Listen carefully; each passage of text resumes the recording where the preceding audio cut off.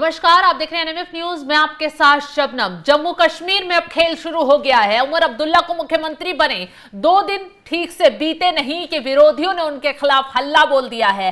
PDP अब 370 के मुद्दे को लेकर अब्दुल्ला के खिलाफ मैदान में कूद आई है। इसी बीच अब्दुल्ला कैबिनेट की एक पहली बैठक हुई है जिसमें जम्मू कश्मीर को राज्य का दर्जा बहाल करवाने का प्रस्ताव रखा गया है। अब खबर यह आ रही है कि बड़ी उमर अब्दुल्ला जल्द ही दिल्ली में प्रधानमंत्री मोदी से मुलाकात कर सकते हैं और इस मुलाकात के बाद इस प्रस्ताव को, राज्य दर्जे के प्रस्ताव को आगे बढ़ा सकते हैं। लेकिन अब सवाल यह है कि उमर अब्दुल्ला ने 370 के मुद्दे पर चुप्पी साध ली है, विशेष राज्य के दर्जे पर भी चुप्पी साध ली है और यही वजह है कि पीडीपी ने घर से बाहर तक अब्दुल्ला को बुरी तरह घेर लिया है। अब्दुल्ला पर तंज कसा जा रहा है कि जो अब्दुल्ला सत्ता में आने पर जनता से वादा कर रहे थे कि 370 बहाल कर देंगे और विशेष राज्य के दर्जे की बहाली कर देंगे, लेकिन अब चुप्पी क्यों साध ली है। नेशनल कॉन्फ्रेंस के विरोधियों ने इसके लिए बीजेपी के साथ मिली भगत का अब्दुल्ला पर आरोप लगाया है। एक सूत्र ने कहा है कि मसौदा तैयार हो गया है और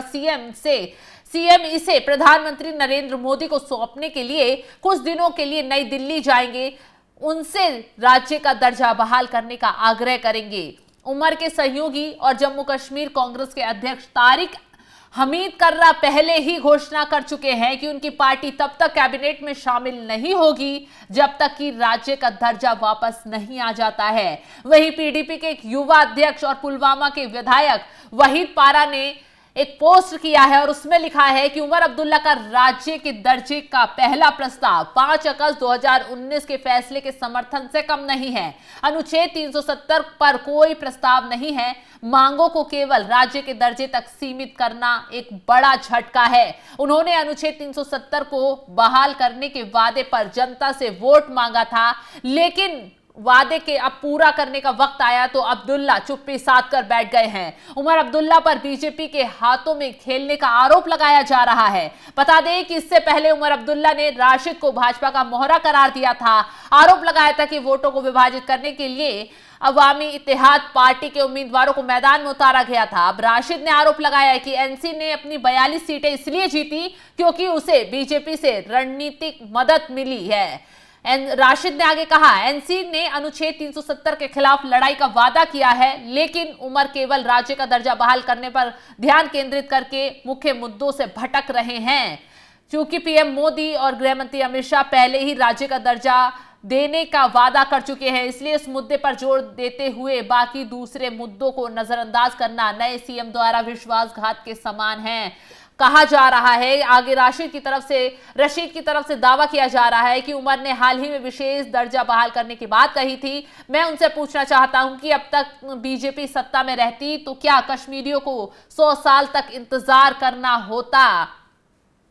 तो अब उमर अब्दुल्ला पर आरोप लगाया जा रहा है कि उमर अब्दुल्ला बीजेपी की कठपुतली बनकर काम कर रहे हैं, प्रधानमंत्री मोदी के आगे झुककर काम कर रहे हैं। यही वजह है कि उमर अब्दुल्ला ने 370 पर चुप्पी साध ली है, कांग्रेस से किनारा कर लिया है और तो और राज्य को विशेष राज्य का दर्जा दिलाने की बजाय राज्य दर्जा बहाल करने पर अड़े हैं। वो इसीलिए क्योंकि बीजेपी भी चुनावी वक्त पर यही वादा कर रही थी, प्रधानमंत्री से लेकर मोदी अमित शाह तक ने यही वादा किया था कि अगर बीजेपी सत्ता में आएगी तो राज्य दर्जा जम्मू कश्मीर को दिलाएगी। लेकिन ऐसे में उमर अब्दुल्ला ने 370 पर जो चुप्पी साधी है वो उनके लिए अब नाक की नकेल बनता जा रहा है, क्योंकि उमर अब्दुल्ला और फारूक अब्दुल्ला में भी इस बात को लेकर राड़ छिड़ गई है। फारूक अब्दुल्ला अड़े हुए हैं कि 370 बहाल करवाया जाएगा, लेकिन उमर अब्दुल्ला कहते हैं कि ये बेवकूफी होगा, क्योंकि ये 370 को बहाल करवाना उतना आसान नहीं है जितना आसान समझने की कोशिश की जा रही है।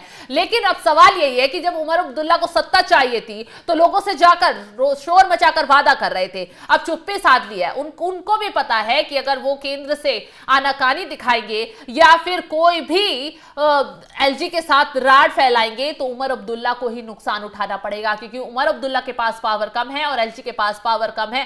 कोई भी फैसला अगर उमर अब्दुल्ला लेते हैं, कोई भी फाइल आगे बढ़ाते हैं तो उसके लिए पहले उन्हें एलजी की मंजूरी लेनी पड़ेगी, एलजी के साइन जरूरी होंगे, उसके बाद कोई भी योजना परियोजना आगे बढ़ पाएगी। दिल्ली की तरह ही अब जम्मू कश्मीर में भी एलजी के हाथ में पावर है, तो वहीं रही 370 के बाद 370 बहाल करवाना इतना आसान नहीं होगा, क्योंकि मोदी सरकार ने बहुत मुश्किल के साथ इस 370 की धारा को हटवाया है, बेड़ियों से जम्मू कश्मीर को आजादी दिलवाई है। और वही मोदी सरकार क्यों चाहेगी कि 370 वापस आ जाए, क्योंकि और वैसे भी 370 अगर वापसी की बात करें तो अब्दुल्ला विपक्ष के बाद इंडिया गठबंधन के पास संसद में इतना बहुमत नहीं है कि वो इस बिल को पास करवा पाए। तो ऐसे में यही वजह कि उमर अब्दुल्ला ने 370 के मुद्दे पर घुटने टेक दिए हैं और अब पीडीपी से लेकर इंजीनियर राशिद तक ने उमर अब्दुल्ला को चारों तरफ से घेर लिया है। उमर अब्दुल्ला चौतरफा घिरते हुए नजर आ रहे हैं, क्योंकि हो सकता है कि आने वाले दिनों में उमर अब्दुल्ला की पार्टी में भी 370 को लेकर विद्रोह शुरू हो जाए, पार्टी में बगावत शुरू हो जाए,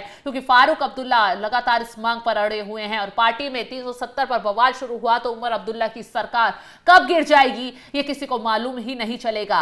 वहीं दूसरी तरफ मंत्री पद को लेकर, कैबिनेट में मंत्रियों को लेकर भी अभी बवाल अंदर ही अंदर सुलग रहा है। कांग्रेस पहले ही दूर हो चुकी है, वहीं जो निर्दलीय शामिल हुए हैं वो कहीं ना कहीं नाराजगी में मायूस बैठे हैं कि उनके हाथ अभी भी खाली है। आम आदमी पार्टी मंत्री पद का मांग कर रही थी, लेकिन उसे भी कुछ नहीं दिया गया है। अब देखना यह होगा कि जम्मू कश्मीर में कैसे एनसी सारे मुद्दों से सुलट पाती है और क्या ये बगावत एनसी को ले डूब सकती है। फिलहाल जिस तरीके से अब मांग उठ गई है, उमर अब्दुल्ला को घेर लिया गया है, उस पर आपका क्या है कहना, कमेंट कर अपनी राय में जरूर बताएं। तमाम खबरों की अपडेट के लिए आप जुड़े रहे हमारे साथ। नमस्कार।